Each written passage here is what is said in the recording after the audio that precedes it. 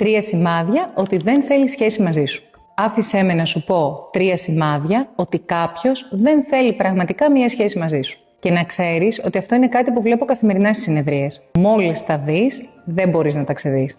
Σημάδι νούμερο 1. Σου δίνει ψίχουλα προσοχής. Ένα μήνυμα, ένα κοπλιμέντο, ένα τι κάνεις. Ακριβώς τόσο όσο χρειάζεται για να σε κρατάει ενδιαφερόμενη. Αλλά ποτέ αρκετό για να χτιστεί κάτι αληθινό. Αυτό όμως δεν είναι σύνδεση. Είναι ευκολία. Δεν είσαι προτεραιότητα. Είναι απλώς μία επιλογή ανάγκης. Σημάδι νούμερο 2. Αποφεύγει να κανονίσει να βρεθείτε. Στα μηνύματα όλα καλά. Φλερτ, υποσχέσεις, να κανονίσουμε μωρέ κάποια στιγμή.